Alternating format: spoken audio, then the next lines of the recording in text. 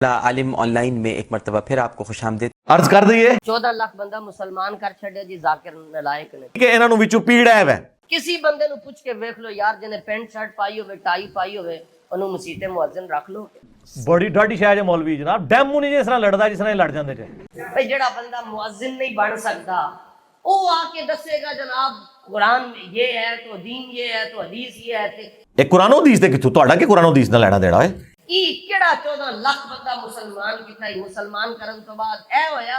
کہ نبی ہمارے جیسے ہیں جی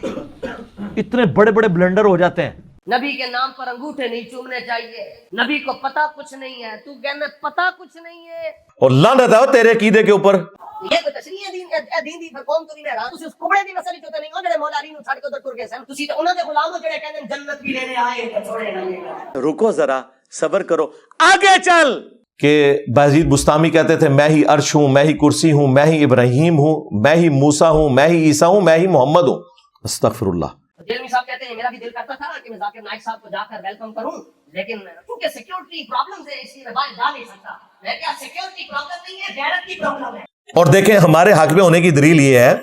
اس پلیٹ فارم کے کہ ہم کبھی بھی کسی کی ایفرٹ کو زیرو سے ملٹیپلائی نہیں کرتے میں یہ نہیں کہہ رہا کہ یہ جو باتیں کر رہی ہیں غلط کر رہے ہیں ڈاکٹر سرار صاحب یا مولانا مودودی یا اور یا مقبول جان یا سائل الدین میں کہہ رہا ہوں یہ غلط سٹیج کے اوپر یہ باتیں ہو رہی ہیں باتیں ضرور کریں لیکن سٹیج گراس روٹ لیول سے لے کے انہی لوگوں کے جلسوں میں کھڑے ہو کے آپ طاغوت کے خلاف بول رہے ہیں کہ جو خود طاغوت کے کسٹوڈین ہیں مسلمانوں کی زندگی جنہوں نے اجیرن کی ہوئی ہے اس ملک کے اندر حالانکہ میں نے اوریہ صاحب کو سائڈ پہ کر کے سمجھایا بھی تھا میں نے کہا آپ جن لوگوں کے جلسوں میں جاتے ہیں نا یہ لوگ ختم نبوت کے نام کے اوپر گالیاں نکالتے ہیں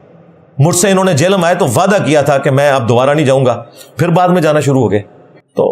ہم اپنے بزرگوں کے سامنے اور یہ صاحب کے بھی فون کبھی کبھار آ جاتا ہے ان کے سامنے چیزیں رکھتے رہتے ہیں وقتاً فوقتاً اور بزدلی کی بیماری رکھی ہوئی ہے وہ باہر تو نکل ہی نہیں سکتے بھئی یہ کون سا دین ہے کہ بندہ گھروں باہر ہی نہ نکلے اور پھر دھمکیاں لگاتے ہیں باہر نکل بھائی میں نے باہر نہیں نکلنا میں اندر بیٹھ کے وہ سارا کام کر رہا ہوں ایک جنرل کا کام نہیں ہے کہ وہ جا کے بارڈر پہ خود لڑے اس کا کام ہے تسلی سے پیچھے کمرے میں بیٹھے اور اپنی فوج کو لڑائے اور میں تو اپنی فوج کو بھی نہیں لڑاتا ہوں میں کہتا ہوں بھائی سوشل میڈیا پہ میری ویڈیوز ہی شیئر کریں کسی کو اپنا چہرہ دکھانے کی ضرورت نہیں ہے جس میں اتنی تڑ نہیں ہے قرآن و سنت آپ شیئر کروائیں صحابہ کی جانوں کو کتنا خطرہ تھا لیکن آپ نے کوئی تاریخ کا طالب علم ہو تو وہ میری بات کو رد نہیں کر سکتا جس سرزمین پر اس وقت ہم بیٹھ کر آپ سے بات کر رہے ہیں اللہ کے صحابہ یہاں سے گزر کر گئے ہوئے ہیں جدو ساڈے نال تہاڈی ٹکر پئی ہے تو ہن کام پہ ٹانگ نہیں ہے ہاں اور کتنی خطرناک باتیں کر رہے ہیں یہ ان کی تقریر سننے کا حکم کیا ہے اعلیٰ حضرت نے فتویٰ دیا ہے بد مذہب کا کلپ سننا حرام حرام اور سخت حرام ہے اور میرا یہ کام ہے کہ اگر اس کا سڑا ہوا چہرہ دیکھوں وہ نوٹ کیا ہم نے الفاظ تو ادھر اس کو میں ذاکر نائک ہو جائے جیلمی ہے غامدی ہے یعنی جڑا جڑا بھی جنوں حضور دا نام صحیح طرح نہیں نہ لینا آندا اللہ لعنت ہے تیرے منہ تے اودی تقریر سننا حرام ہے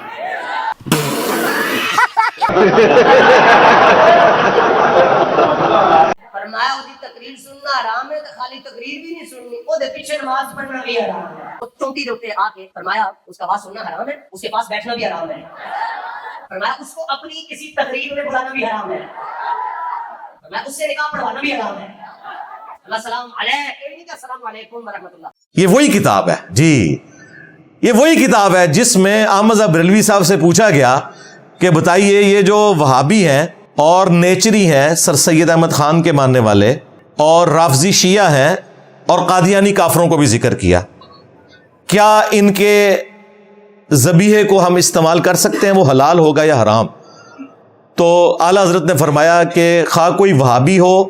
اور پھر بریکٹ کو کھولا دیوبندی اہل حدیث اور شیعہ رافضی اور قادیانی کافروں کو ساتھ ذکر کر کے کہا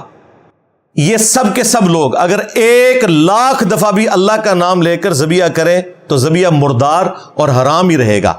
البتہ یہود و نصارہ کا ذبیحہ حلال ہے اور انہوں نے کہا یہ سب کے سب مرتد ہیں